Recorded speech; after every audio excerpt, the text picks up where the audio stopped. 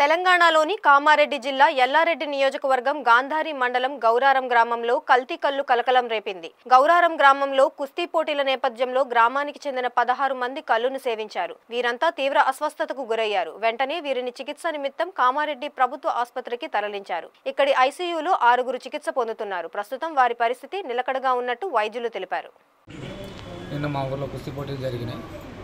దాంట్లో నిన్న సాయంత్రం వీళ్ళు మధ్యాహ్నం పూట వీళ్ళు కళ్ళు తాగడం జరిగింది. దీంట్లో ఆల్కహాల్ ఎక్కువ కలిపారని మేము అనుకుంటున్నాం. నిన్న దాదాపు గంటలోపే ఒక 60 మంది బాన్స్వాడ ఏరియా హాస్పిటల్లో జాయిన్ అయినారు. మళ్ళీ 7Sలో కొంతమంది, ఇక్కడ కామారెడ్డికి ఒక 8 మంది 6 షిఫ్ట్ చేసారు. నిన్న జరిగిన అంటే డైలీ రొటీన్గా తాగేవాళ్ళే, కానీ నిన్న ఏదో సంథింగ్ ఏదో జరిగింది. దానివల్ల ఇదంతా ఎఫెక్ట్. దానివల్ల నాలుక దొడ్డు కావడం, మిడ్స్లో అంక రావడం ఇలాంటివి జరుగుతున్నాయి. ఫిట్స్ రావడం జరుగుతుంది. సుమారు ఎంతమంది ఉంటారు మీ గ్రామం మధ్య? మా ఊర్లో ఇప్పుడు దాదాపు 100 మంది జాయిన్ అయినారు. మ్యాక్సిమం 60 మంది బాన్స్వాడలో ఉన్నారు, ఒక 10 మంది 7Sలో, ఇక్కడ 6.